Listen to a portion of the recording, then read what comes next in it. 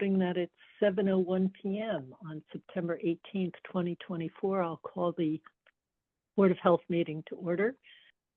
And since this is a virtual meeting, first we will have a roll call announcement by each of the board members. So Daryl Beardsley present. Steve Constantine present. Julie Dreyfus present.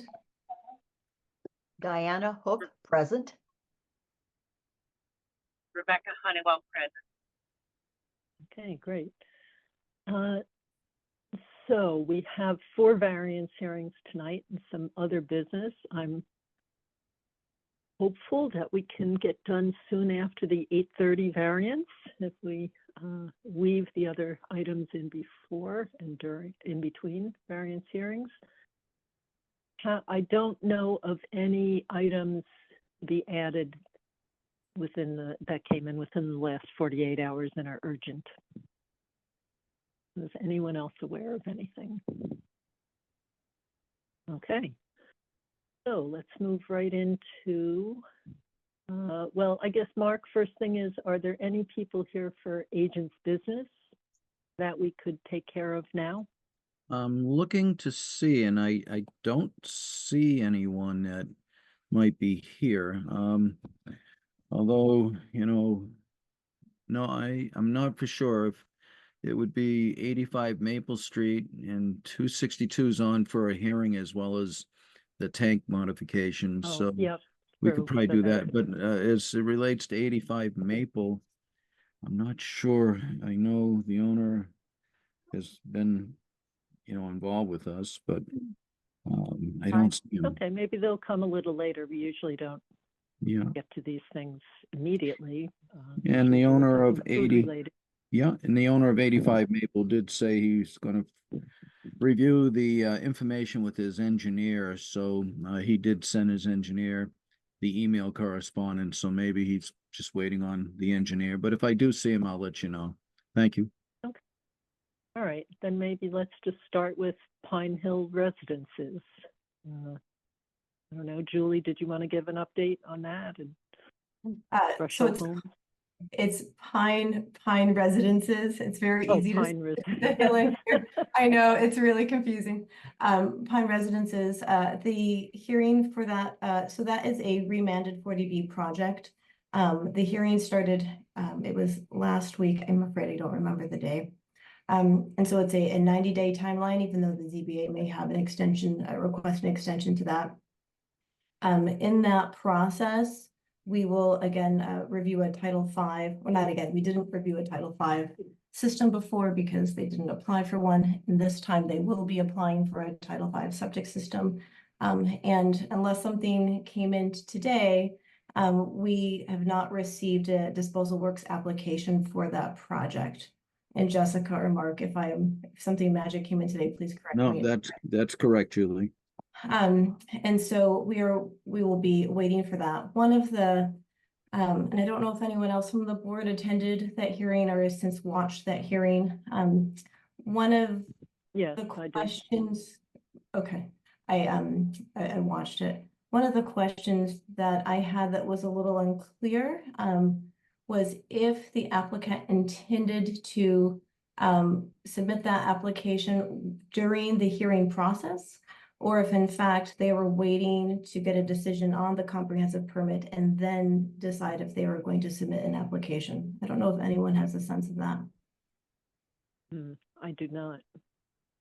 And that might be a question that we could potentially raise. I just have no idea when to expect it.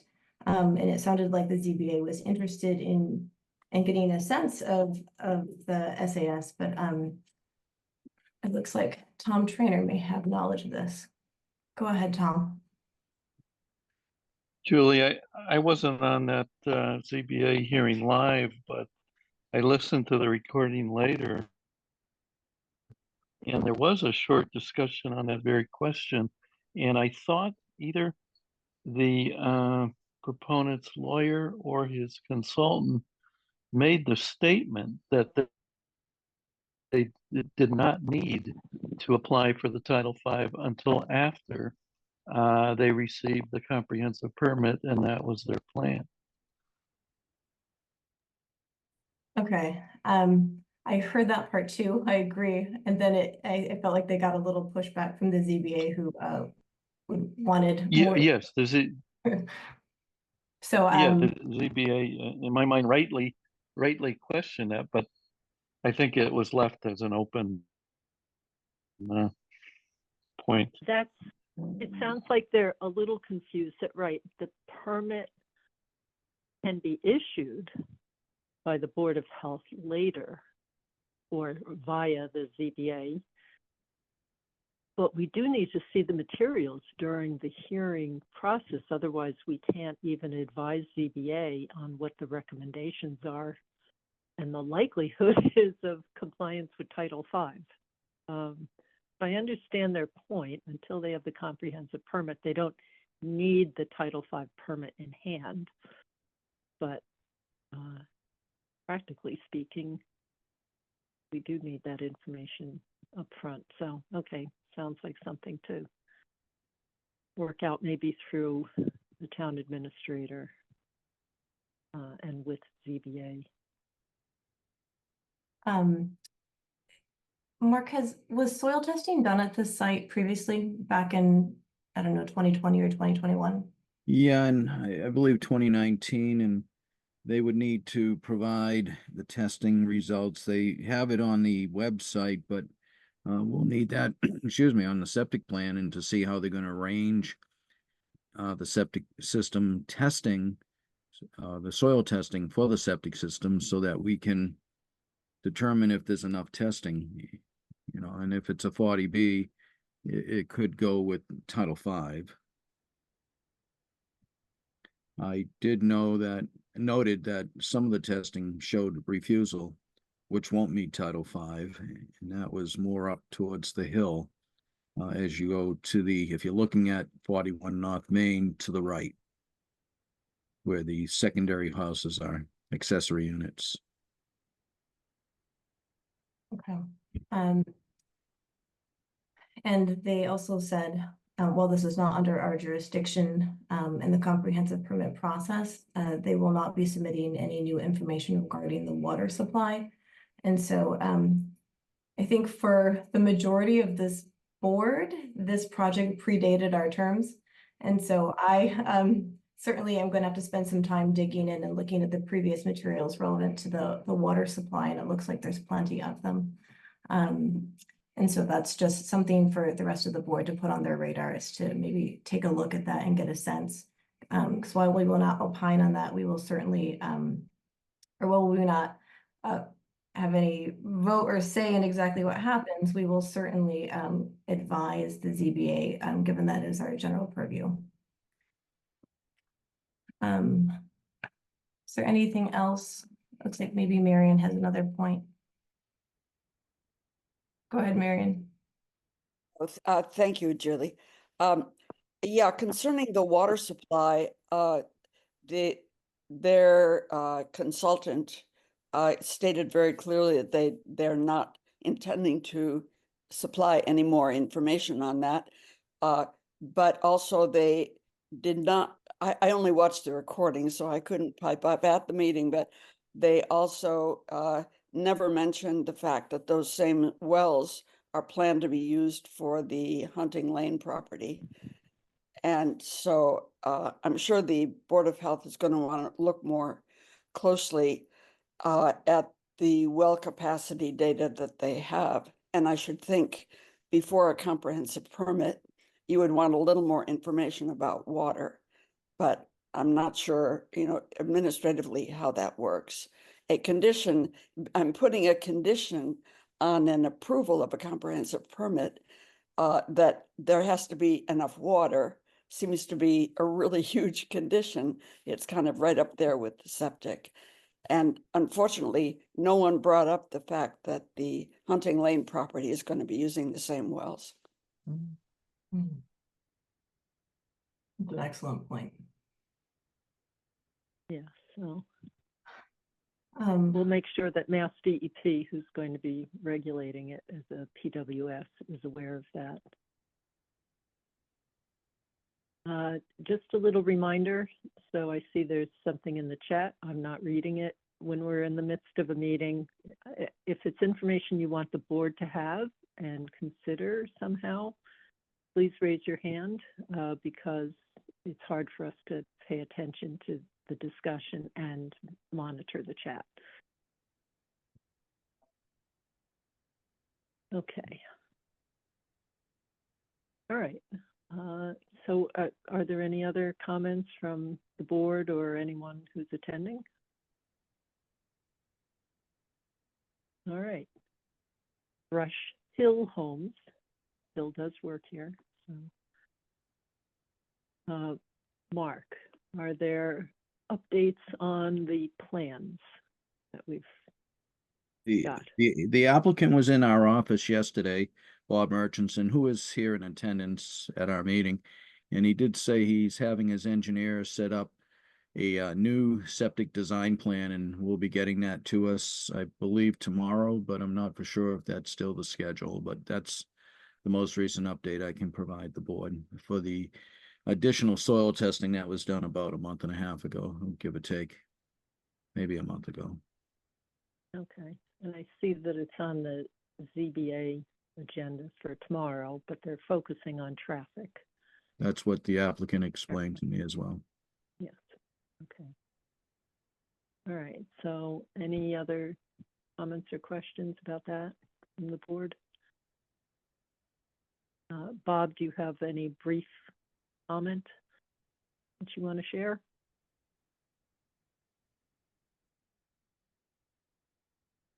I'll just say that what I told Mark is correct. Actually, Mark, we may not have it tomorrow.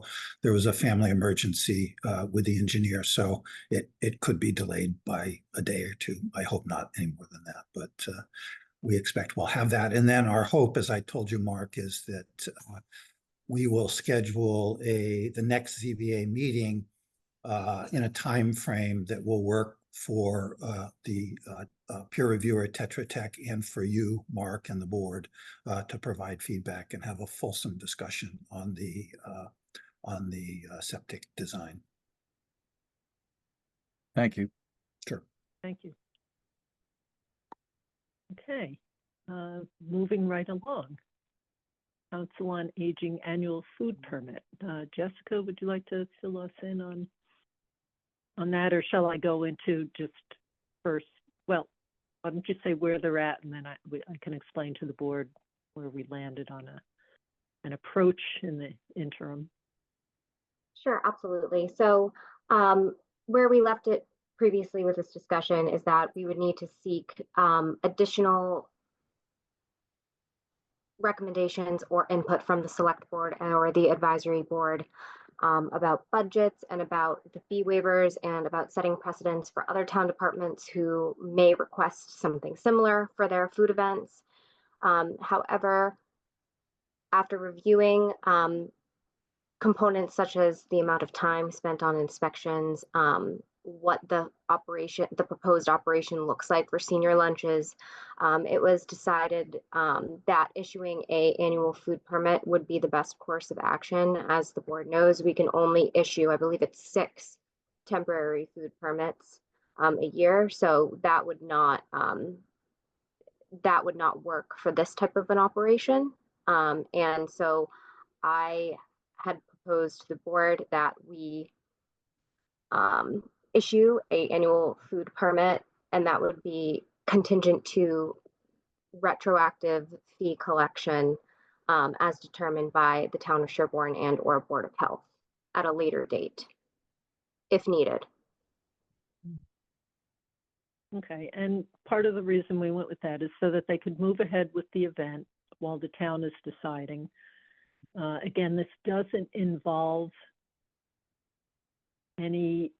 it doesn't involve, for example, a mobile food truck coming into town and selling to the people who are attending the luncheon. So, and it's definitely directly a cost related to another department. And so if we need to retroactively collect funds, I think that should be fairly straightforward, as opposed to it would be difficult for a lot of other circumstances too. grant that sort of thing again to a separate food vendor, because we wouldn't have the mechanisms in place within the town. And as we discussed the last time, just how they're going about providing the luncheon to folks also makes it more narrow and less of a competition issue or favoritism of vendors, because they're not involved in the same way. And the town administrator has noted that this is on their radar to work on across departments. Any other comments or questions about that? Could I ask the Okay. board to make a motion to authorize me to issue an annual food permit conditional to retroactive fee collection as determined by the board and or town, so that they may proceed with their senior luncheon event tomorrow? I'll move that motion. And I will second it. Okay. Any other discussion? Hearing none? You can kick it off, Steve. Steve Constantine, aye. Julie Dreyfus, aye. Diana Hook, aye. Rebecca Honeywell, aye. Daryl Beardsley, aye. Thank you so much. All right, Jessica, as long as you are, oh, well, you're muted again. Back to unmute, and you can give an update on Sherborn. Absolutely. So Sherborn is really exciting, a really exciting event, one of many that's coming up for the town's 350th celebration. I have been working closely with Heidi Doyle of planning to get all of the vendors permitted. Actually, Tom Kern, our food inspector, and myself have been working tirelessly to review applications that have come into the office, and I'm happy to report that we were able to issue 8 food permits for the temporary food permits for the upcoming events fairly smoothly. This process, I couldn't be more thankful to have Tom assist with. It was quite a feat trying to get the fees collected, but we're on track, and I don't anticipate there being any issues. Tom plans to inspect the vendors the day of, and I noted that if I am available as well, I'm happy to be on site for that. There was just one small hiccup, where one of the vendors did not have their Serve Safe or allergen awareness certification, but we were actually able to work to get Melinda Morley of the Sherborn Council on Aging on site as the designated PIC, and that was a condition which I had noted on the actual permit that we issued. So as long as she's on site, this food vendor is able to participate.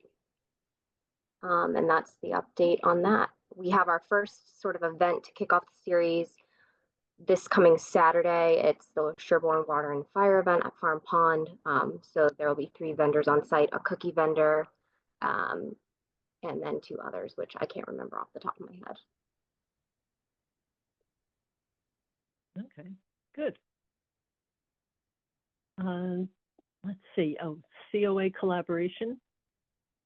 So I have been fortunate to open up a dialogue with the new Council on Aging Director, Christina Gallant, and that was very productive, in which we highlighted some areas of overlap in which the Board of Health could assist Council on Aging with any sort of public health educational components, a future flu clinic, outreach, and general support for whatever they might need from us.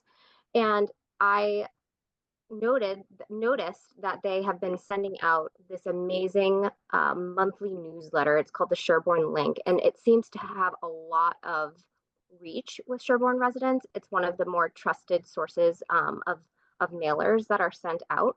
And I thought it would be a phenomenal idea to increase the visibility of our department and put a little blurb in there stating, something, generic and small about what the health department has been doing, how we could best assist, how residents could reach us if they have questions, comments, or concerns, and provide some contact info. And I'm looking to really expand upon this in the coming months. I think it would be a great way to sort of increase some transparency there. And I also had the opportunity to review the community needs assessment that the Council on Aging had conducted back in 2022. And there was some really telltale data in there, particularly one statistic that stood out, which was 48% of Sherborn residents who are aging in place or aim to age in place did not feel as connected with their community with Sherborn. They felt isolated. They felt that they couldn't ask neighbors for help. And so I thought that this would be a great way to sort of start to bridge that gap. So I look forward to providing the board with more updates. I think that sounds great, Jessica. I also think that just kind of stuff people may not know, like if we get free COVID tests that we have available for pickup, especially as we're going into holidays and winter, or like where people can get their high dose of flu shots, or any of that kind of standing information that is particularly relevant to our senior population, that might be a great way to just put it out there for people to just have access to where that's located. So I think that's an excellent idea. That's actually a great point that you brought up, and I'm glad that you mentioned it because we actually had a couple of instances where residents have contacted us and have asked, you know, what are some nearby pharmacies that have the high dose vaccine, or I need to make an appointment and I don't know how, or, you know, how might I get in touch, you know, for some support with COVID testing. And I actually was recently able to connect a family in Sherborn who had exposure to COVID with some COVID tests. I'm actually working on ordering some test kits, but in the meantime, Dover Town Hall, my colleague Jason, who's the health director in Dover, graciously noted that any Sherborn residents who are looking for tests, they have an influx of tests. And he said that he is happy to assist us at the moment until we can get some. So any resident should be directed over to him. Yeah, I also think it's a great idea, Jessica. Great avenue for getting information out there. I could see this section, tips on how to get your septic tank to last its, you know, your lifetime. So. I agree, Diana. I think it would be fantastic. And one of the discussions that I'd like to continue as a board is look into increasing our budget and actually other departments' budgets to handle, you know, sending out mailers like this. I think it could be really, really valuable for the community as a whole. And I noticed that that's one of the barriers to getting information out, is that there's just simply not enough money to sustain this. And so I'd really like to investigate other ways in which we could keep this going. I also think it's a great idea. And I was wondering if you want to, maybe the board would like to come up with some kind of a clever little name for a section from us on the council, you know, on this flyer, to say, you know, I don't know, the health corner, or some clever name. That's not a clever name, obviously, but I was just wondering what you guys think, and maybe we should try to come up with something. I was thinking a day in the life of health, HELLTH, as a pun, but I don't know if that's necessarily appropriate. Oh, well. Well, we can Right. we work on that over time in case it hits anybody's inspiration.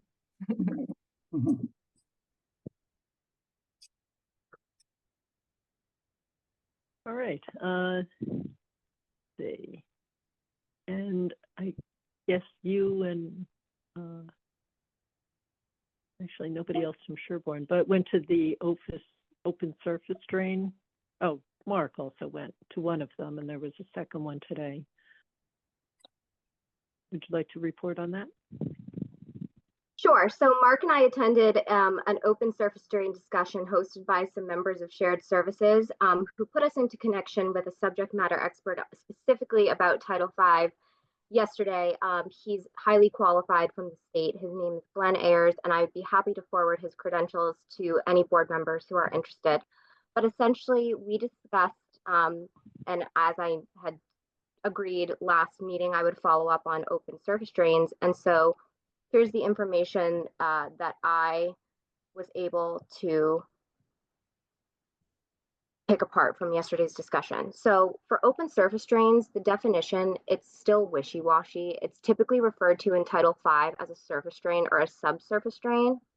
Another piece to this puzzle is looking at swales, particularly diversion swale, which is constructed potentially to divert surface water in an uphill area to avoid going onto an SAS. Some people add a liner so water is not collected and the area can't be infiltrated, but it's very site specific. And there are a couple of distinctions to be made when looking at site specifics, such as, is the drain acting as a diversion? Is it carrying water from an adjacent property? Is it a drain that intercepts seasonal or permanent water? And obviously we have regulations in place that require certain setbacks or smaller components from the SAS area. DEP has actually not issued any guidance on open surface drains. And Sherborn regs note that surface drains must be 125 feet from the SAS. So essentially, Glenn made a really good point that the role of the Board of Health as a regulatory body is to increase the level of environmental protection with mitigation strategies, such as reducing setbacks or monitoring or implementing other safeguards. We could also work in tandem with DEP under the Chapter 30A process, except when we have local conditions that require changes. But in order for us to apply Title V appropriately, we should really take a look at our regulations, such as, is there adequate information to justify these distances? Is it necessary to protect public health? Because I don't think the board wants to be put in a position of liability with manifest injustices where Title V applications or regulatory take occur. And Glenn has basically said that he would really like to continue this discussion with the board, essentially conducting a regulatory review and helping us with that process timely, identifying some areas of priority, specifically maybe including a definition about open surface drains in our regs. And I think that would be really helpful. And I would love for the board to consider putting this on a future agenda so that Glenn could assist and sort of help us pick through these regulations as we have, more projects, more development, more proposed development, and a higher volume of these different types of 40B projects. I think it would be helpful.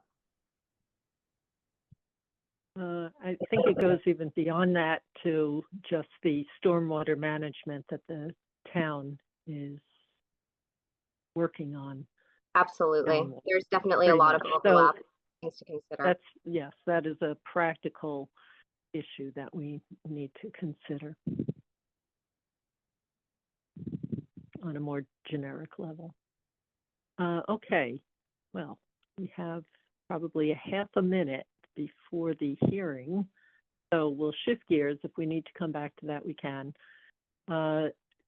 Did we get all the green cards for 3 Mill Street? Yes, we have received all the green cards for all variance hearings with the exception of 262 Western Ave, as that did not require a butter notices. Okay. All right. So it is 7:30 and I'll open the variance hearing for 3 Mill Street, which is a septic replacement. Before we kick off the hearing, I am going to recuse myself from this one. I am an abutter, and so I will mute and go off camera, but I won't leave the meeting just so I don't have to be hassled with coming back in. Okay. All right. So Dan, welcome. Let me bring up the plan.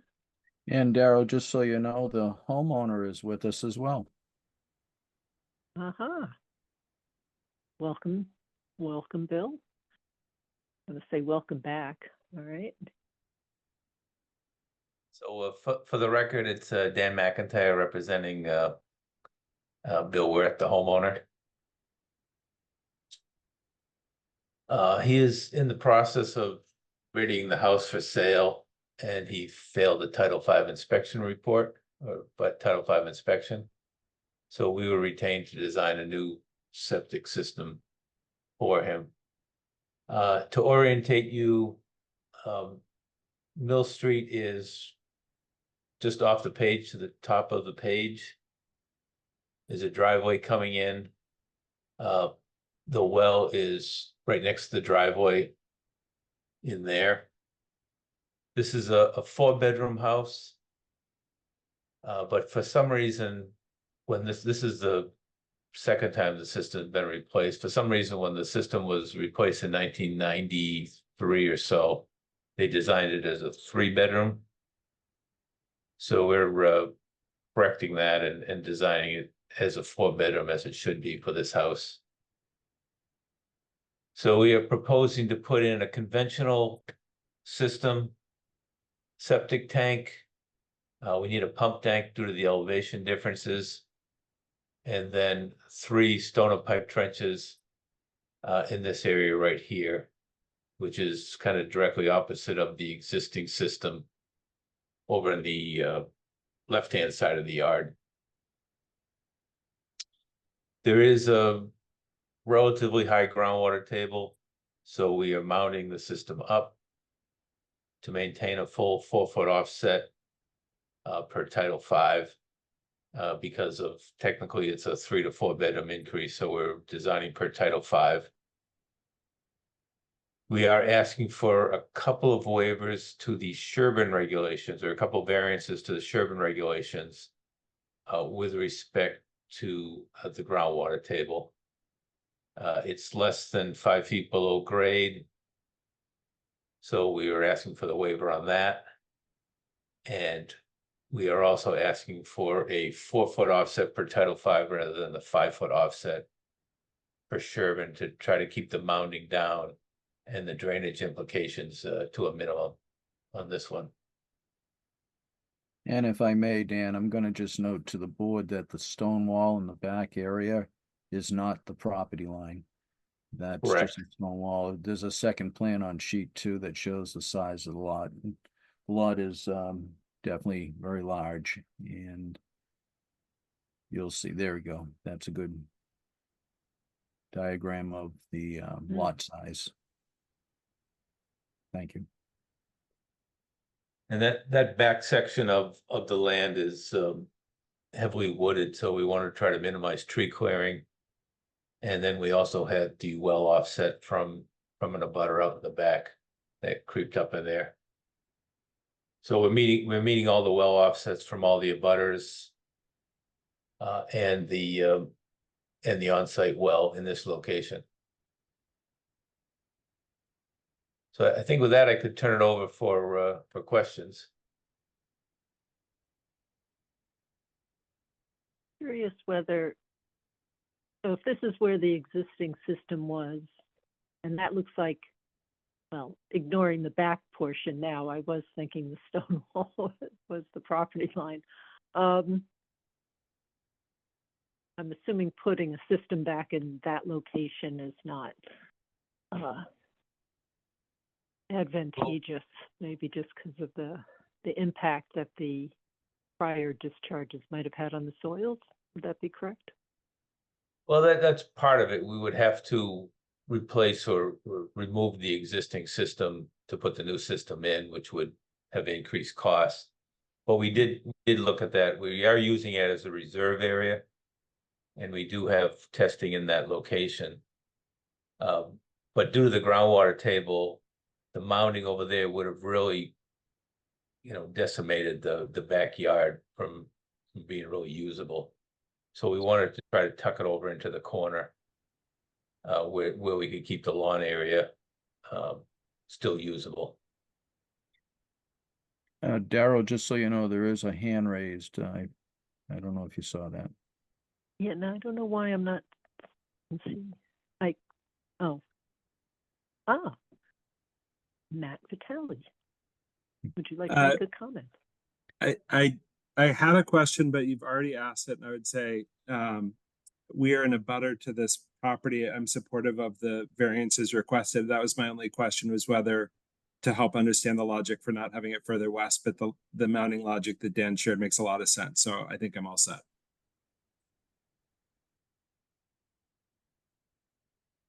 Okay, any other board members or any other attendees have any questions or comments? Hey there, James Coughlin, 1 Mill Street, also supportive of it. So our septic, as Matt and Julie know well, is actually just in the same vicinity of where they're planning it. So I don't have any concerns from our perspective. Okay. Mark, any other comments? Sure, just that in the area where the present septic system is, if they were to consider that area, some of that soil has already been spoiled by the effluent from the septic system. So they would have to make sure they have 5 feet of naturally occurring undisturbed soil, so, or 4 feet if they follow Title V. So with that said, that's another reason why most engineers try to avoid existing leaching areas if they can. So I do support the opportunity they have to place it next to it and not in it. So that would make good engineering sense. Mm-hmm. Yes, I was suspecting that.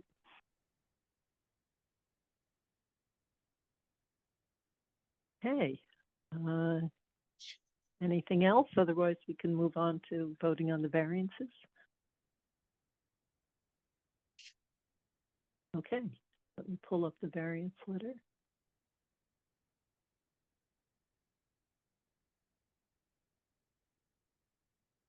Okay, so do we have a motion to grant a variance to section 8.01 regarding the groundwater offset?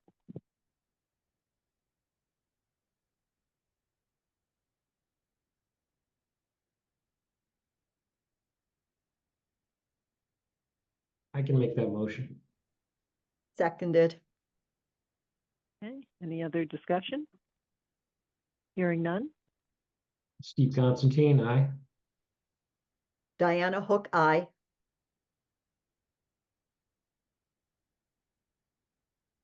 Rebecca Honeywell, aye. Daryl Beardsley, aye. We have a motion to grant a variance of section 8.02 regarding depth to seasonal high groundwater. So moved. Second. Any further discussion? Hearing none? Steve Constantine, aye. Diana Hook, aye. Rebecca Honeywell, aye. Daryl Beardsley, aye.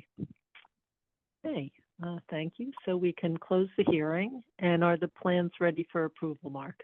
Yes, they are, Daryl, and as it was noted by the engineer, this is a 4-bedroom house they're designing for. Originally, as assessed back in 1993, it was a 3-bedroom, but they're building for what exists, as well as the design incorporates trenches with stone, so they're not using any alternative technologies in respect to the leaching field.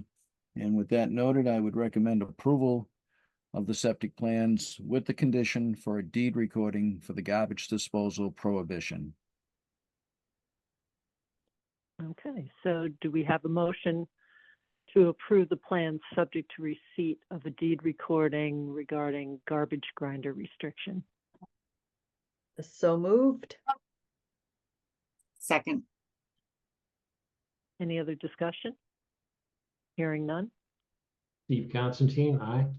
Diana Hook, aye. Rebecca Honeywell, aye. Daryl Beardsley, aye.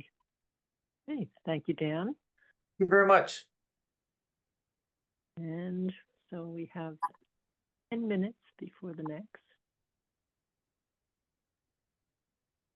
All right, anything else on open surface drain? Mark, I know that you were in attendance, but. Yes, I was, and it was a good meeting. A lot of regional people at the meeting, and actually the expert witness worked in the region out in the western part of the state. So he has, I'm sure, very good experience because there's quite a few septic systems out in the western part of Massachusetts. The discussion led from open Could you surface. tell us the name of the expert? Yeah, do you have it handy, Jessica? I know it's. Is it Glenn Ayers. Glenn Ayers? Thank you. Glenn Ayers, Rebecca, if you didn't hear that. Thank you, Jessica.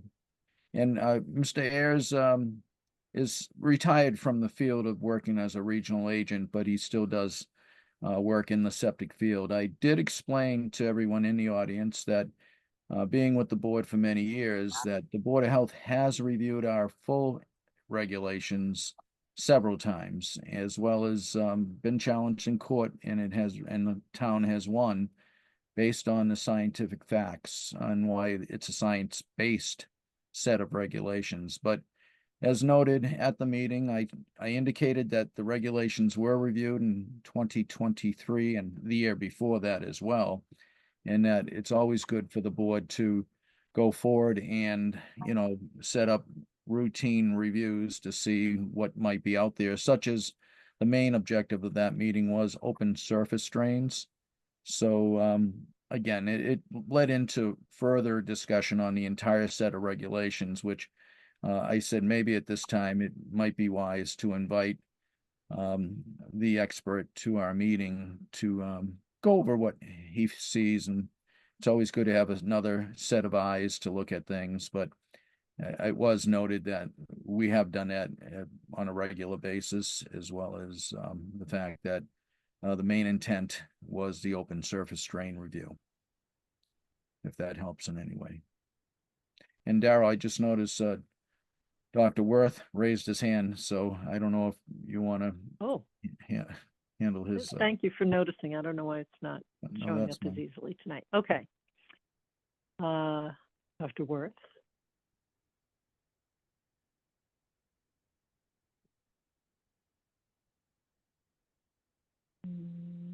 Okay. Well, we'll call on you again. Yeah. So All that right. was the summary I Yes. found interesting was how it led to different discussions, which were healthy. And I thought the best bet, and I think Jessica and I agree, is to maybe have an invite to maybe the regional people at the meeting. There were a couple of DPH people there as well. I believe the regional person may have been there on behalf of the region. Jessica, do you know if he was consulting and being paid by the region to be helping us out? No, so our shared services made the connection to the consultant, which was Glenn, who will now be working with us directly. Okay, but there's no fees involved with us. If he's to be paid, it would be through the shared services. He is paid by the state. He's paid by the state. Okay. Thank you. Okay, good to know. All right. I guess we can talk about 85 Maple. Let me see, that's 10. Oh, you already mentioned that they have provided the information to their engineer. Is there anything else to add to that, Mark? Well, the state did respond in a voicemail. She just got back from vacation. Claire Golden, just to note who I've been conversing with at the Northeast Regional DEP. And she indicated that, yes, the regulation states 60 gallons per minute, no greater than that type of force. And she recommended almost the same thing that's happening, and that I recommended to go to the engineer and determine if the force from the ejector pump prior to the septic tank can be broken down. Might it be with different types of pipes? You could go from a 2-inch pipe to a 4-inch pipe, if so be it, and try to break the force down that way. There's various engineering ways to go about it, but it would be an engineer that would need to design that and submit data to us. We've had other engineers, including the one that's presenting tonight, that has reviewed ejector pumps and shown how they either meet the code through friction loss, as well as breaking down the force through pipe changes. So there's various ways. I can't engineer it for the person, but he is right now directing the request to his engineer. I don't see him here. I thought he might be here tonight, but I don't see him on the agenda. Okay. Thank you. All right, minutes for approval. So. Daryl, if I'm 4/18. Yes, say oh, go ahead. 418. I apologize. It is a typo. I meant to put 318, which was the set where we had a standstill with a couple of absentations. So following up on that process, I consulted with Jackie Morris, town clerk, and she noted that these sets of minutes should be re-reviewed by board members and re-voted on at another meeting. Okay. And is that to break, that's assuming we have 5 and we have 3 willing to vote, or do we have to get away from the 2-2 split? We have to get away from the 2-2 split. Okay, all right, Apologies for the typo also on the agenda. okay. Did she comment, again, since I've heard in other meetings where people will vote to approve minutes that might have been a meeting that they weren't at, but in sort of a good faith, show of good faith in the effort made to produce the minutes that they vote. Did she offer any guidance? That is correct. I don't think we can Okay. do that. Can we do that? Is that Yes, you may. okay? All right, which makes sense because, for example, if it was a 3-person board and for whatever reason 2 people changed over, which I've seen before, no minutes would get approved and people were abstaining because they hadn't been present. So at least for some period of time.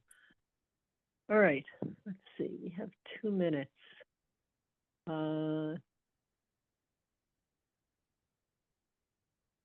I guess we could talk about the minutes for approval for 6/27. Have people had a chance to review and comment? Yes. Okay.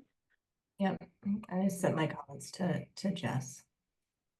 All right. So is there a motion to approve the minutes as amended? So moved. Seconded. Any other discussion? Hearing none? Steve Constantine, aye. Julie Dreyfus, aye. Diana Hook, aye. Rebecca Honeywell, aye. Daryl Beardsley, aye. Oh, we were so good at that. All right, so did everyone have a chance to comment on the 7/3 minutes? Yep. I reviewed them and didn't have any comments. I had a small, tiny edit, but it was nothing of big substance. Had a few minor streamlining kind of things. Okay, so do we have a motion to approve the minutes of July 3rd? So moved. Seconded. Any further discussion? Hearing none? Steve Constantine, aye. Julie Dreyfus, aye. Diana Hook, aye. Rebecca Honeywell, aye. Daryl Beardsley, aye. Thank you. All right, so I will slowly open the meeting for 15 Stony Brook, which is for a septic replacement. And Dan McIntyre will present. Let me bring up the plans.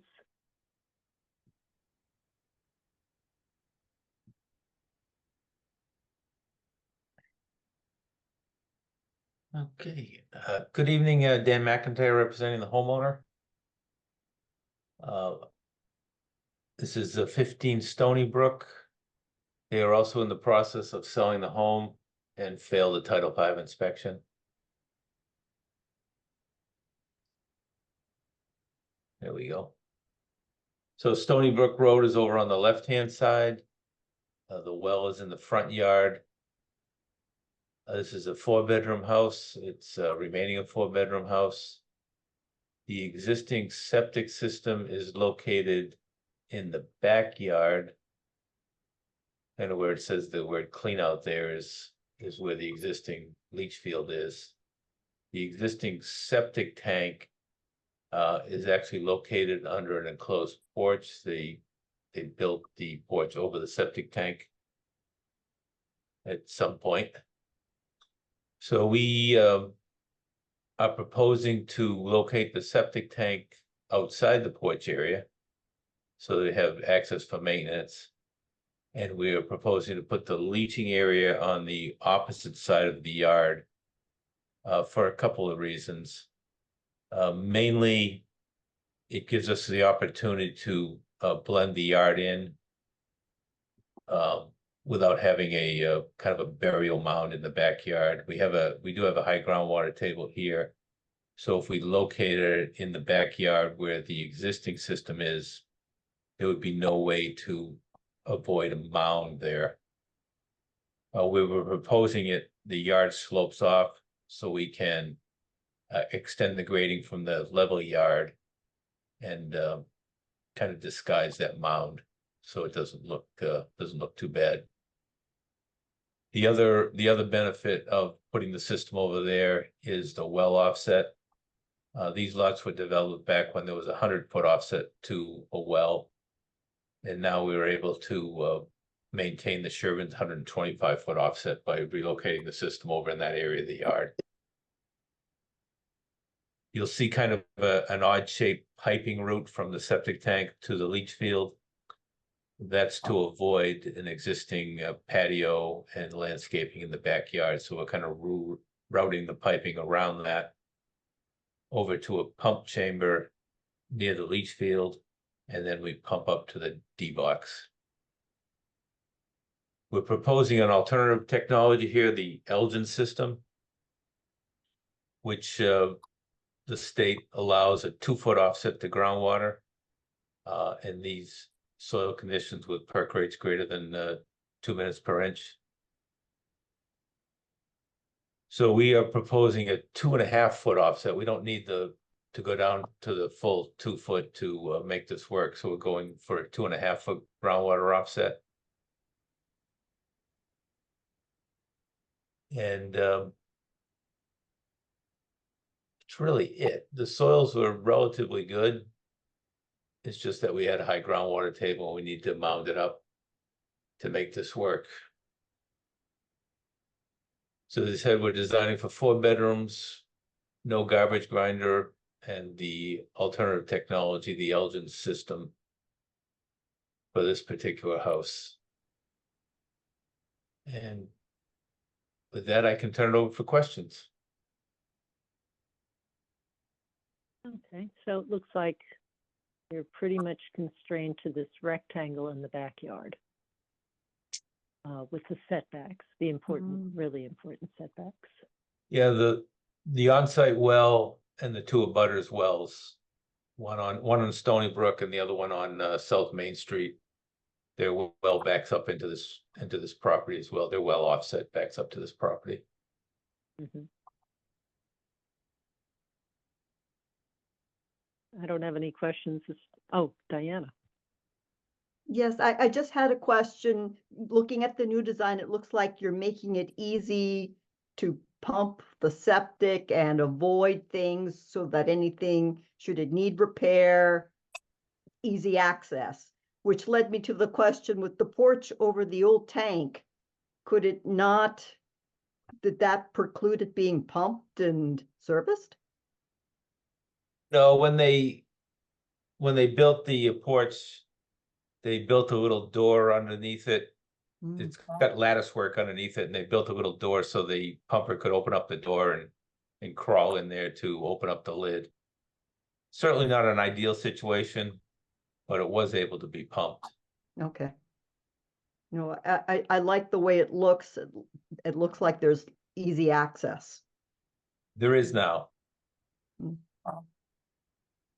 We see this often, not too often, but enough where even just today we had a builder come in discussing a property that had a deck over a well over on Lake Street. We just recently had a system installed, so when it comes to abandoning the old septic tank, they will pump it out, and Dan, correct me if I'm not wrong on this, but they'll fill it in with flowable fill since they can't get in there to take it out unless they're going to tear the deck down, the porch rather. Yeah, that's a good point, Mark. I didn't mention that. There's no way to really take this tank out. So we're just going to leave it in place, pump out all the septage, And then it'll be filled with flow fill, which is a low strength concrete. Which is noted on the plan, Dan. You do have, it's the bottom note on the, below the plot plan. So it is there. It just wanted to note that because we just had another one on Farm Road, same situation. And that's why nowadays we review building permits to make sure things aren't being built over wells or septic systems. But yeah, it's already noted on the plan. If I can, Madam Chair, I just want to note too, a couple unique things. The pump chamber is right near the leaching field, the soil absorption system, which is fine.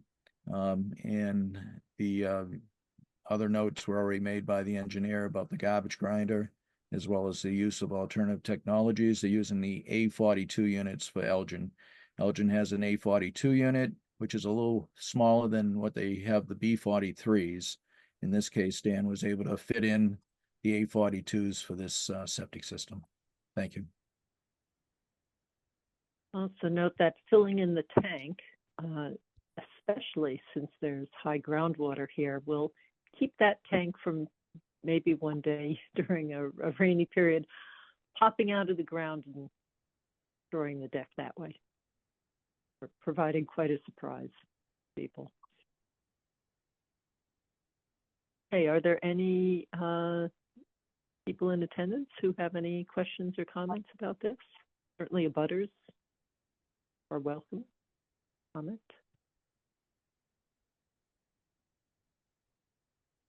Okay, hearing none, we will move on to variances. So yeah, the two waivers are both related to groundwater. One is the 2.5 foot offset using the IA technology. And the second one is just the natural condition of the groundwater being less than 5 feet below grade. Mm-hmm. All right. So do we have a motion to grant a variance section 8.01? So moved. Seconded. Any further discussion? Hearing none. Steve Constantine, aye. Julie Dreyfus, aye. Diana Hook, aye. Rebecca Honeywell, aye. And Daryl Beardsley, aye. So I'll close the hearing. And are the plans ready for approval, Mark? Yes, they are with those two waivers granted. And it's conditional to a deed recording for the garbage grinder prohibition, as well as the use of alternative technology, which is the Elgin A42 units. I'd recommend approval of the plan with those two deed recordings. Okay, so do we have a motion to approve the plans, including the two conditional notations about deed recordings that are required? So moved. Seconded.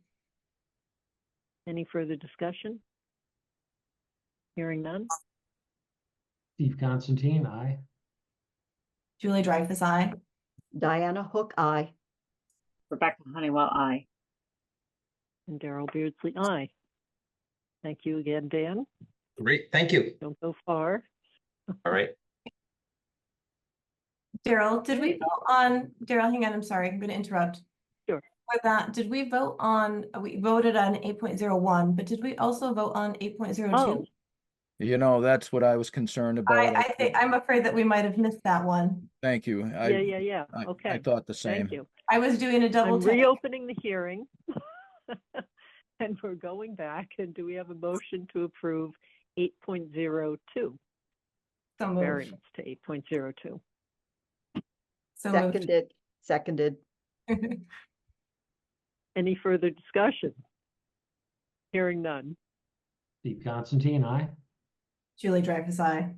Diana Hook, aye. Rebecca Honeywell, aye. Daryl Beardsley, aye. Closing the hearing again. And we've already approved the plans. Okay.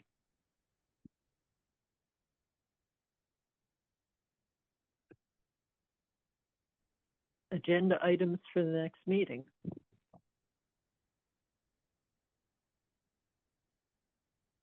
Somehow I think we're going to be getting pretty busy as the 40B project's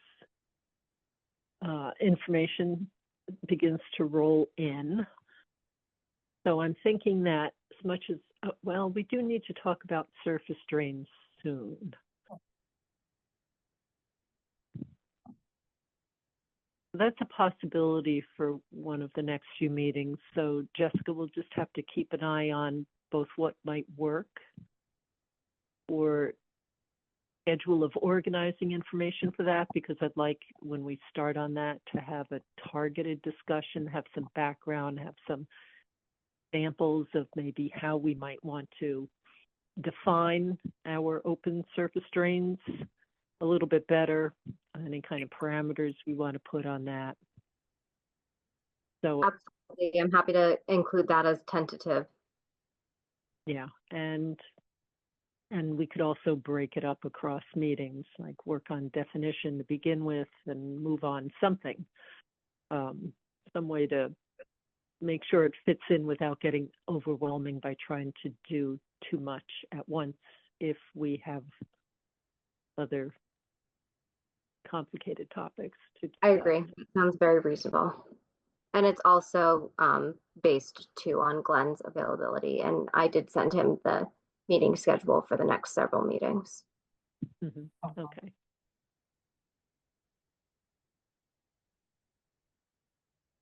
And then I think names and topics, going back to the COA collaboration on the Sherborn Link newsletter. Another thing that could also maybe start small, somewhat, and ramp up over time rather than put it off for long to wait for something to be fully flushed out. Does that make sense, folks? My plan is just to open up visibility and say, health department is open X hours, reach out at any time for any questions, just a small section. Introductory in the first issue, our deadline to get that out is October 7th, I believe.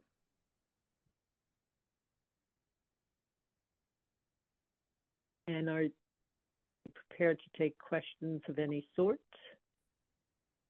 Because some things may be outside of the scope of what the Board of Health does. So I am, and I'm happy to be ready to redirect people as needed, perhaps.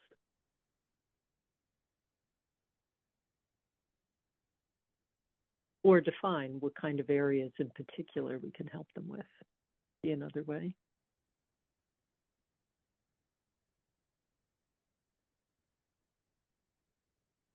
We could thinking maybe some of the information that we provided about processes for people are planning to move from their house. They want to downsize, and how they get their septic system checked out and ready for sale. That could be a topic. I would love to discuss a list of topics, either with any of the board members or with you at our Tuesday meetings offline. Just get a list jump started of what you'd like to see put out. Happy to work with you on that. Okay.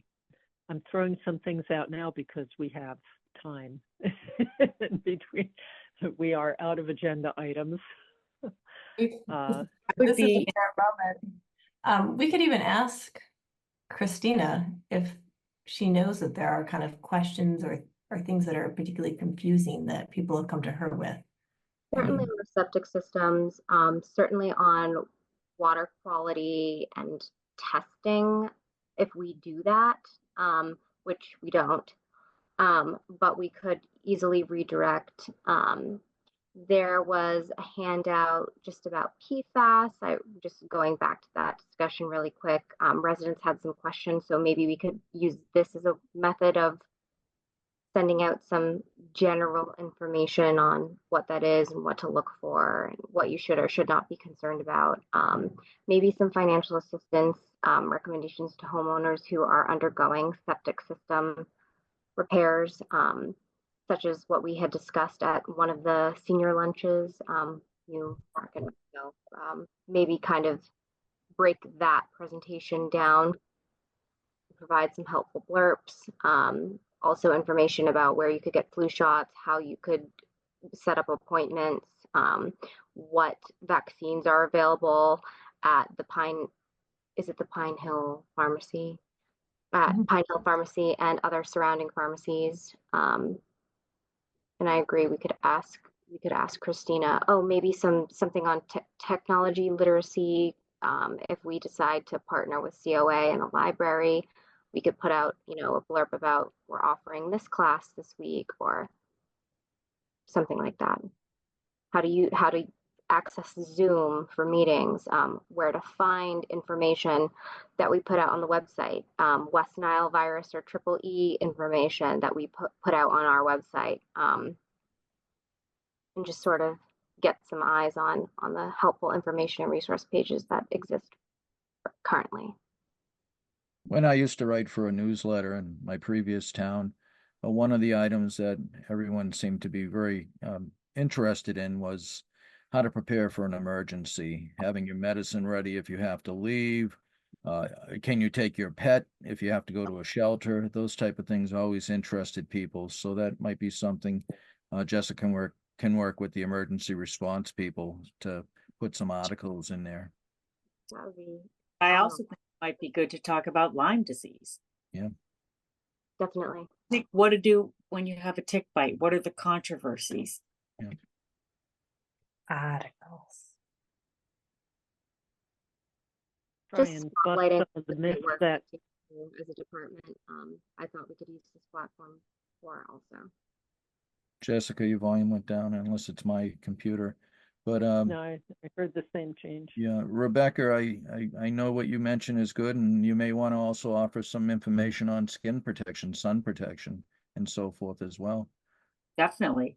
I mean, if you want to, well, I should talk to the new head of the COA, because if there's a lecture series, we could do that in the lecture form. Nice. That would be more effective. I mean, effective. No, these are some great ideas.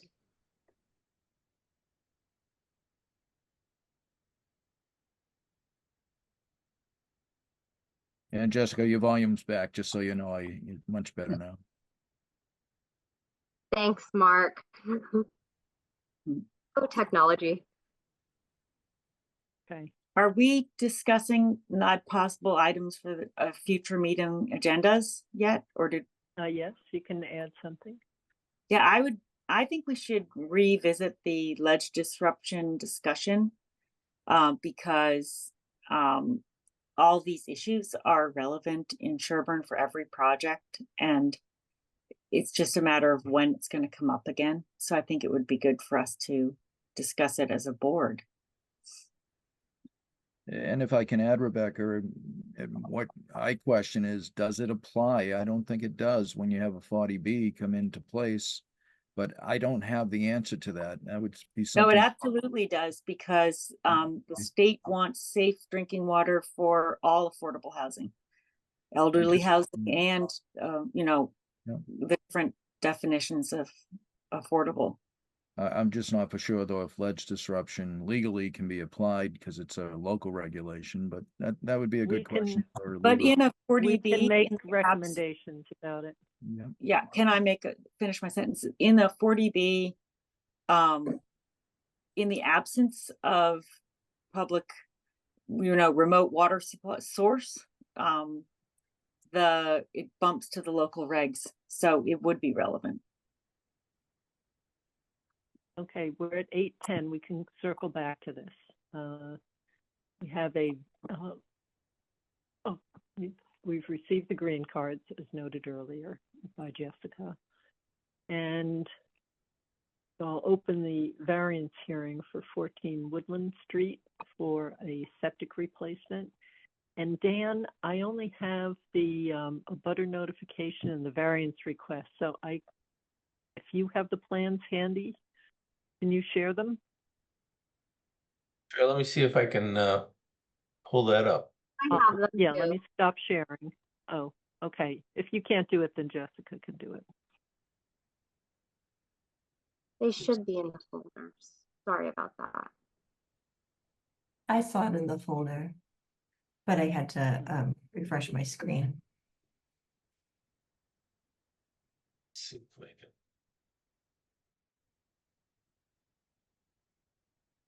can- Tried it twice. I only got 2 files for 14, so. Okay. How's that? Can you see that? Yep, All right, wonderful. Thank you. a little bit here. So again, Dan McIntyre representing the homeowner of 14 Woodland Street. Again, this is another home sale that did not pass a Title V inspection. And we were retained to design a new septic system. Woodland Street is down in the kind of the lower left-hand corner. The house is kind of in the middle of the lot. This particular one has a number of constraints.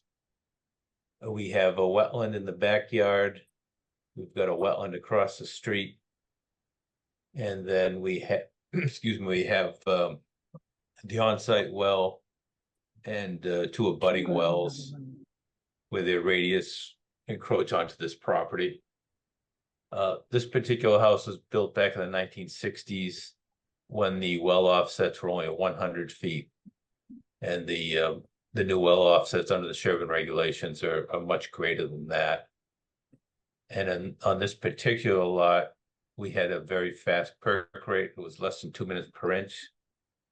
So the well offsets kind of increased dramatically from 125 feet up to as much as 175 feet for downgradient wells.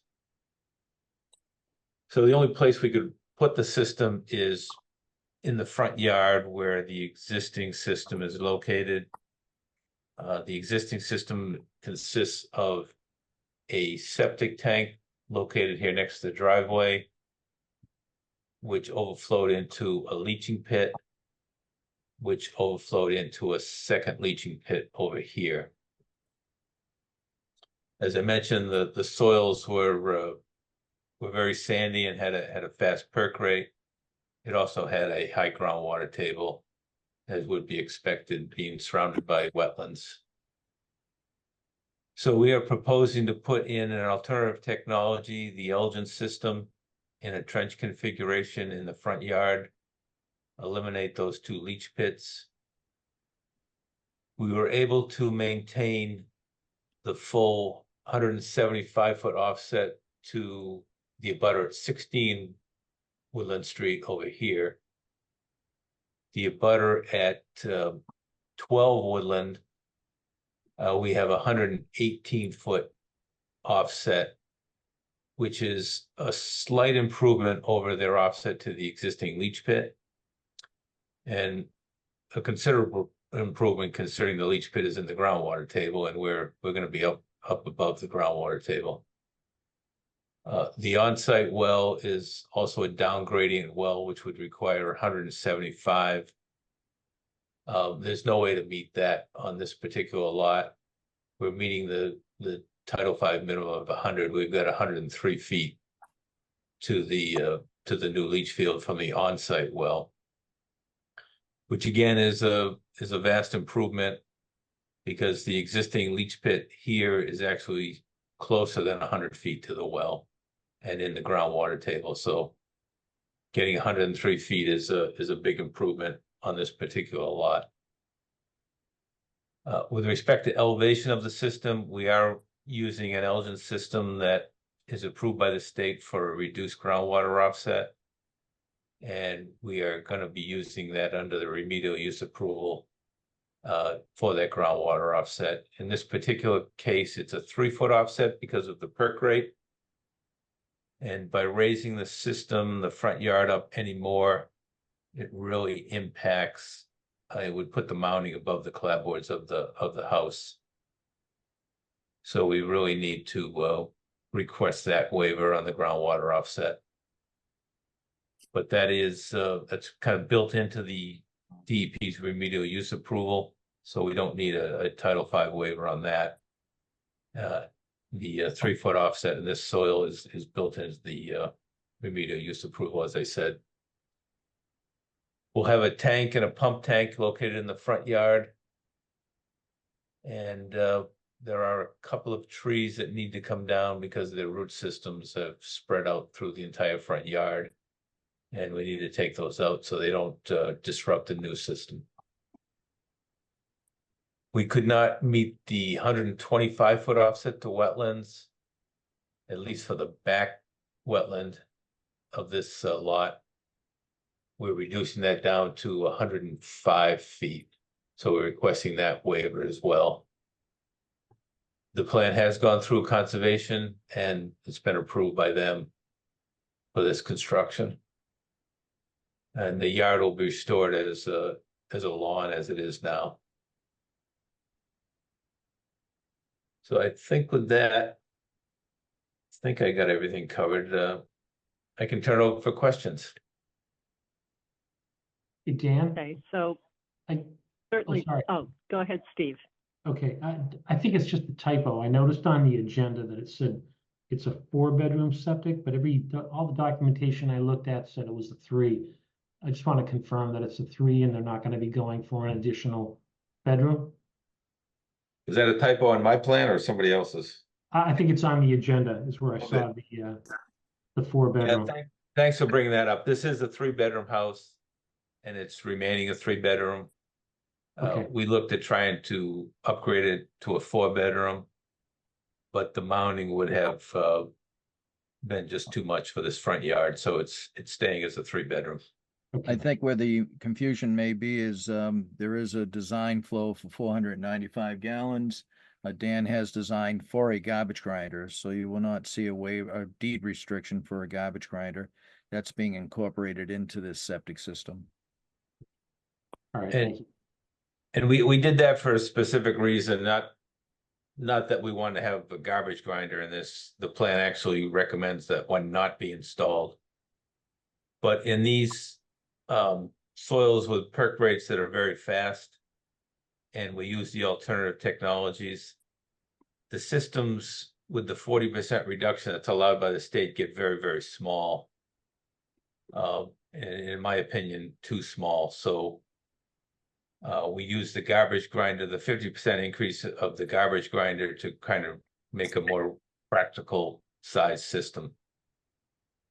A very good point, Dan, and maybe when it comes time, when it comes time after the hearing to meet with the owners, we could suggest to them they don't put a garbage grinder in, or they keep one out. Okay. Especially given the proximity to their well, that's going to be a good move for them in the long term. Julie? This is another tricky one where you're threading the needle down. Anytime we're looking at a variance to a neighboring well, I always try to look to see if there's any possible way to make it even further. And it looks like the only way you could have even potentially gotten a few more feet is if you would move the SAS more to the side of the house along the patio, kind of towards where the stockpile area is proposed. But that would be pushing you within the 100-foot wetland buffer. And I'm guessing that was the compromise you were making between the two, the wetland buffer and trying to stay as far from the neighboring well. And that particular well was, the well at number 12 is a relatively new well. It was replaced back in 2016. So you may have already granted that waiver to the leach pit when you approved that well in 2016. In which case, this is a significant improvement to have an IA system over a leach pit. I did not know that 12 Woodland had a newer well. Thank you, that's very helpful. It is upgrading as well, so that helps to some degree too. The other thing too, Julie, I think if you swivel it, you would be getting closer to the on-site well. So I'm not for sure of the age of the on-site well. Yeah, there's not much wiggle room there at all. It only gives you a few feet at most, it looks like. I would say if we were in an area that had very deep soils, like some parts of the country might have 200 feet to groundwater. And that's certainly not the case in Sherborn. So anything, not only do I like that you've designed this to be larger to help disperse the effluent, but it's going to be such a vast improvement over cesspools sitting in groundwater, I'm assuming. And even if they weren't That's a sitting correct in it, they assumption. really don't do much treatment. They just are a temporary holding for stuff to seep into the ground. Really welcome change. Appreciate the homeowners upgrading. So I don't have any other questions. Are there any abutters or other guests who have comments or questions about this?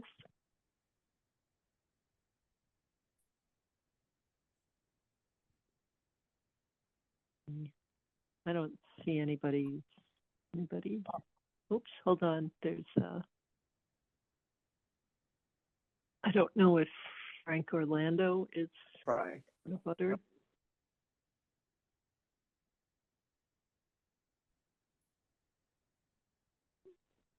Hello, this is Ellen Adams. I'm an abutter to this property. Hi. And Hi.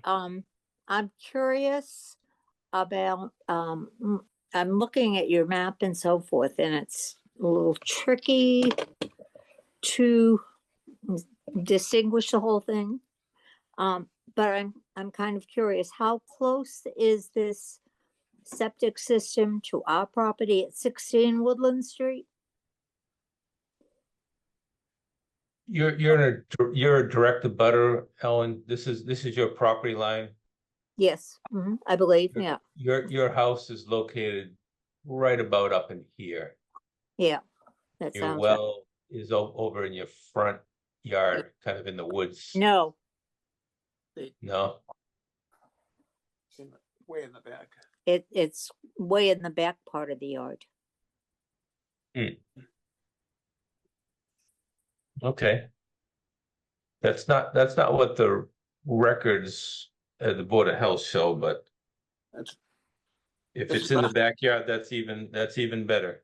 Yeah. You'd be even Okay, further well, away. because we did have a company sent some people to look at our yard without permission, but anyway, I just, it kind of left me with a feeling of we need to pay attention as to what's going on. Yes, I believe you talked to Eileen at some point. Our wetland scientist. Your weapon? The person that flagged the wetlands out back. He did go onto your back property. Yeah. I believe, yeah, I think I did talk with her. Yeah. So at any rate, you could guarantee to us that this is not affecting our septic or water at all? It is not. That's Okay. true. All right. So that goes on record at this point? Yes. I will say it's so much better than what is there now. Well, yeah, leaps and bounds better than what is there now. That poor house has had a lot of upticks, upgrades. The well, I believe, is right beside their driveway going into their garage. That's new. Yeah, right in here is right at the end of the driveway. Yeah. That's new. Yeah. That's fairly new. Yeah, that is fairly new. That was I believe, it was the house was owned by the Hunts and then another family, and then this family that's here now. Okay, it gives me a better visual. I can understand that. Great, thanks. You're welcome. Okay, and If, if there is a Orlando has it. Oh, go ahead. if there is another question that we have, we can come into the town hall and find out and get some answers if we need them. By all means, I'm the health agent. You're welcome to come in and ask either myself or Jessica, our administrator. We will both try to help you, as well as our secretary. If you need information, she can gather information as well. Her name's Jean. Okay, that would be fine. Thank you. You're welcome. Okay, Denise Orlando, or Frank Orlando, can you hear me? I know you've been trying to enter for quite some time and something wasn't working, but hopefully you're in now. I don't know if you had a particular topic you were interested in. We're talking about septic replacement at 14 Woodland Street right now.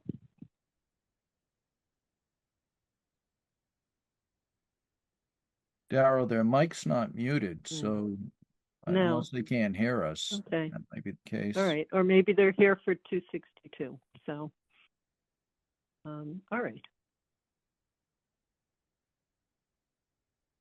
All right, hearing no other comments from the board or from any of the guests. And let's move on to the variances.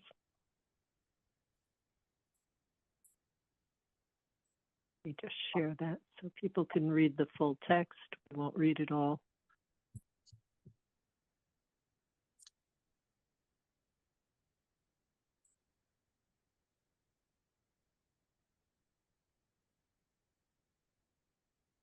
All right, do we have a motion to grant a variance to section 8.01 regarding groundwater offset, and as Dan described in detail, 3 foot is provided? So moved.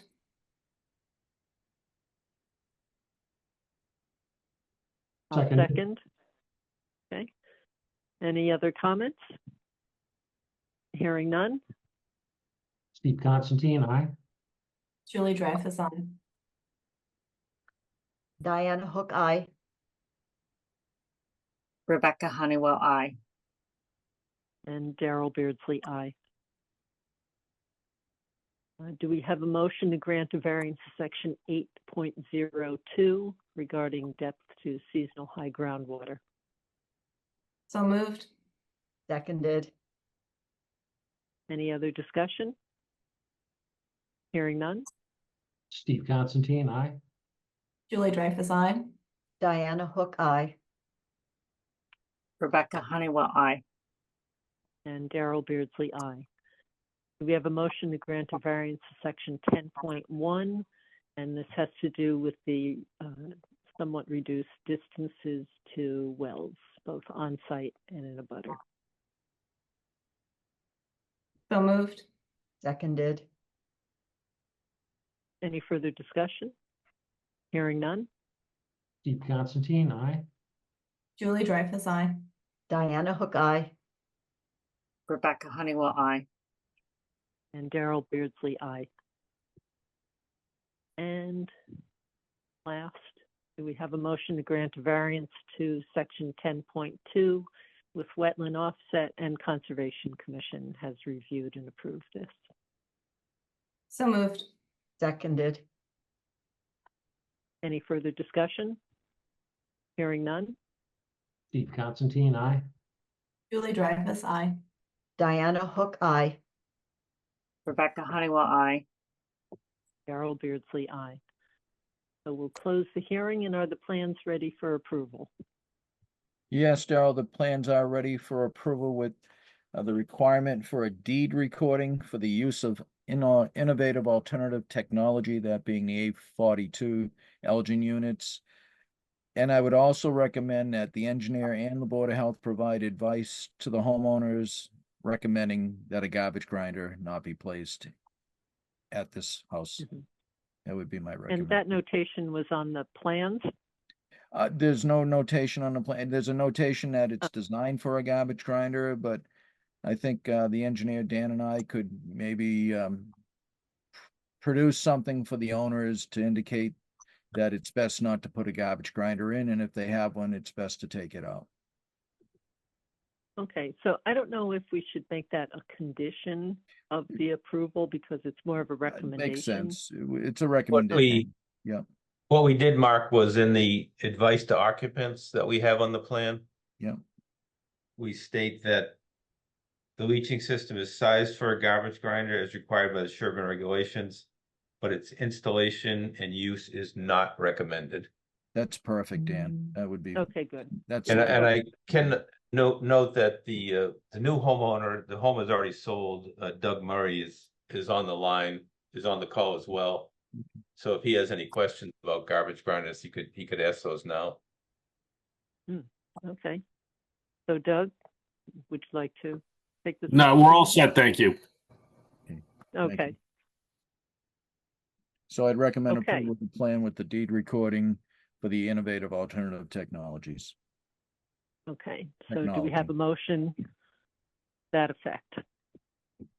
So moved. Seconded. Any further discussion? Hearing none? Pete Constantine, aye. Julie Dreyfus, aye. Diana Hook, aye. Rebecca Honeywell, aye. Darrell Beardsley, aye. All right, and Thank you. now, thank you. Thank you very much. And welcome. I think, Dan, we should offer you a complimentary drink and some snacks. You've been with us the whole night. Which we're not complaining. We like having you. Okay, noting that it is 8:33, we'll open the variance hearing for a well replacement at 262 Western Avenue. And lo and behold, we have Dan McIntyre to present. And Dan, you can start. Let me just pull up the file. So this site is familiar with the board. We replaced the septic system probably 2 years ago at this location. At that time, it was a 3-bedroom house. It still is a 3-bedroom house. We designed it for a 4-bedroom, assuming that someday someone might add an addition to this house. That day has come. The new homeowners are proposing to raise. Oh. That was a slam dunk. Wow. So yeah, there's this lot is on the corner of Western Avenue and Brook Street.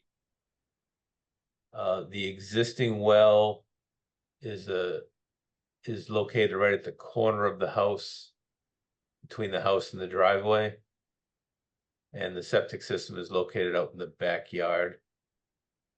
The new owner is planning to raise the existing standalone garage and construct a new garage with a driveway off of Brook Street, and then connect that garage to the existing house with another addition. So the bedroom count remains the same. There's going to be 2 bedrooms in the existing main house. The connection addition is going to be the kitchen, and then there'll be a master bedroom above the garage. So we were remaining at 3 bedrooms and 7 rooms. So the house, the septic system is more than adequate for the addition. But they are experiencing some issues with the well with respect to water quantity. So they would like to drill a new well so they have sufficient supply of water in their retirement years at this house. So we are proposing to drill a new well close to the existing well. This particular location was selected because it's good access for the well drill rig primarily. You can come in the existing driveway and set up there pretty easily. There's really no place on the lot that meets all of the Sherborn requirements for a setback from the roads and driveways and property lines. But we selected this location to try to minimize how many waivers we needed or how many variances we needed from the Sherborn well regulations. And we got that down to, I think, two of them. One for setback from the road right of way on Western Avenue. 50 feet is required. We're requesting a 43-foot setback. The second one is from the traveled roadway, basically the pavement. 55 is required. We've got that down to 43 feet. And the third one is a setback to an upgradient septic system, which is located across the street. The board's probably familiar with that as well. That was recently replaced last year. So we are encroaching on that 150-foot setback a bit, down to 142 feet. But that is also an alternative type system. I think that's the fast system over there. So they're getting highly treated effluent on that system anyways, because they were asking for waivers to their own well on that particular site. So I think we respectfully request these variances. I think the location we selected is a good location for the well to tie into the existing plumbing in the house, and from a practical standpoint for the well truck to set up and actually drill this. So with that, I can turn it over for any questions the board may have. Hey, Julie. Dan, I just was trying to clarify what's going on with the driveway changes. So it looks that it's a little confusing. It looks like they're going to create a new entrance off of Brook Street, which will be the primary use. But it also looks like they're trying to keep, maybe it's just like a pull off or a little parking area off of Western where the existing driveway is entering, but otherwise it's going to terminate where there's a solid line. Is that correct? That's exactly right. The current driveway goes all the way up to the existing garage. It's a gravel driveway. They're going to eliminate that because they have some landscaping ideas that they want to do in that area. But they didn't want to lose that curb cut on Western Avenue just for guests or whatever, because the new driveway off of Brook Street is relatively small. So they wanted a place for visitors to just pull off and then walk up to the house. So that existing driveway will be eliminated and it'll be landscaping in that area. Great. And it looks like there's a stone wall along Western Ave there. That is not going to be changed, right? If they're leaving that opening. No, we don't have to disturb any walls. Great. That sounds great. Dan, Thank you. So I'm not super familiar with the well process, but I just wanted to get an understanding.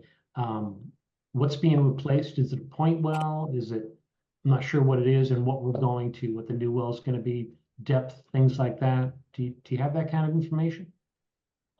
It appears to be a drilled well, but the top of the casing is set down in kind of a vault. So there's a concrete, basically room sitting above that existing well. But we see a standpipe in there, so we think it's a drilled well. But it is quite old. We don't know the depth of it, and they are experiencing lack of water during certain times of the year. Okay. And the new well, any idea what the depth will be? We don't know. You don't No. know. Okay. Yeah. How about water quality tests of the existing well? What they look like? We don't have that, no. Okay.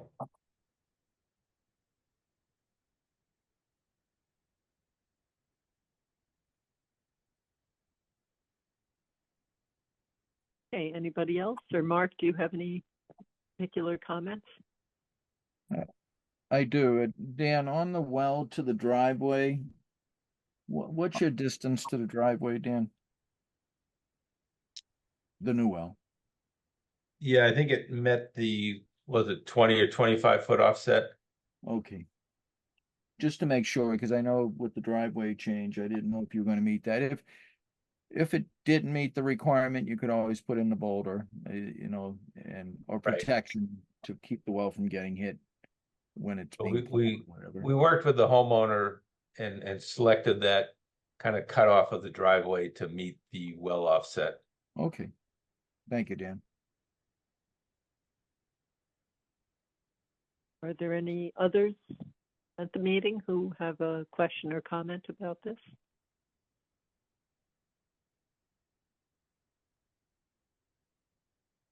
We didn't really talk about the septic either. Yeah.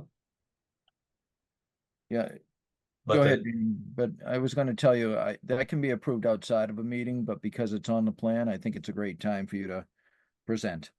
Thank you. Okay. So the existing pipe comes out of the back of the main house and cuts across where they're proposing the addition. So that's going to be eliminated. There'll be new plumbing under the addition. This small addition between the garage and the main house is going to have a full basement. So they're proposing to put new plumbing in there to tie in the existing plumbing in the main house and tie in the laundry room and the master bathroom above the garage with new plumbing into this full basement. And then from there, we can come out into the new septic tank. So it's a shorter run from the house to the septic tank. We do have to angle that sewer pipe to get to the septic tank, but we're proposing cleanouts as required by the Sherborn reg at the bends to make that work.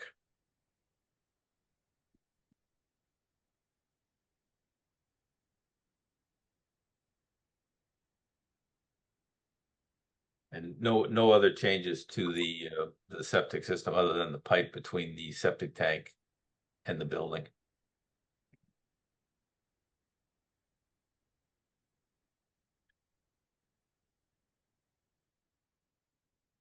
Okay, anyone else?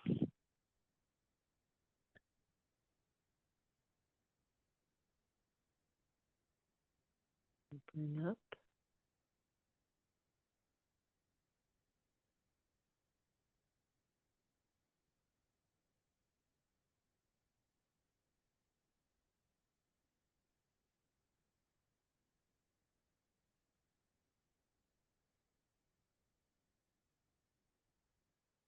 Okay.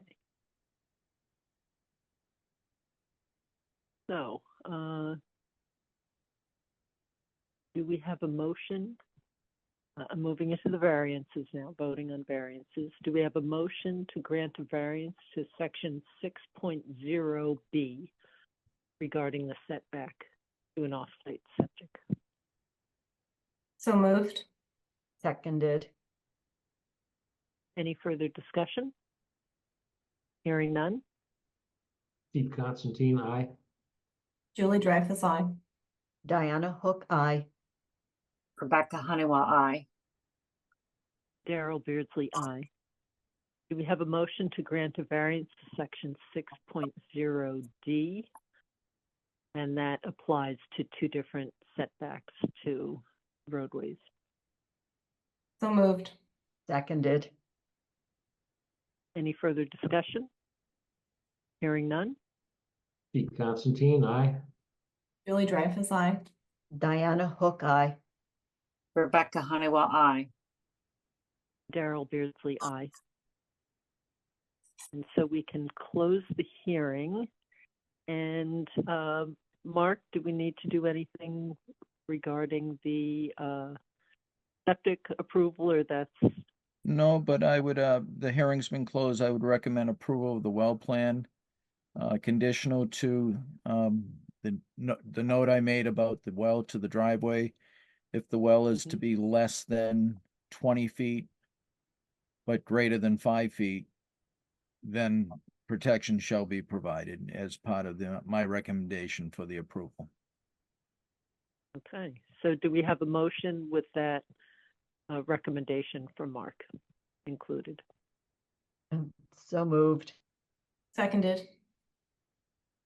Any further discussion? Hearing none. Steve Constantine, aye. Julie Dreyfus, aye. Diana Hook, aye. Rebecca Honeywell, aye. Daryl Beardsley, aye. Okay, thank you very much, Dan. Thank you. Okay, and Mark, all set on the septic repiping? Yes, that's usually approved in-house, but I'm glad Mhm. Dan got a chance to review why they're doing that. And it's in compliance with what we require. So I will be stamping that plan as well for approved as a internal approval. Okay, good. Thank you. So I think that we have taken care of everything on the agenda. Would anyone like to make a motion to close the meeting, adjourn the meeting? Record time. Great job, Board of Health. Pat on the back. So moved. Seconded. Any further discussion? I doubt it. Steve? Steve Constantine, aye. Julie Dreyfus, aye. Diana Hook, aye. Rebecca Honeywell, aye. And Daryl Beardsley, aye. Thank you very much, everyone. Good night, everybody. Good night, Have a great everybody. night.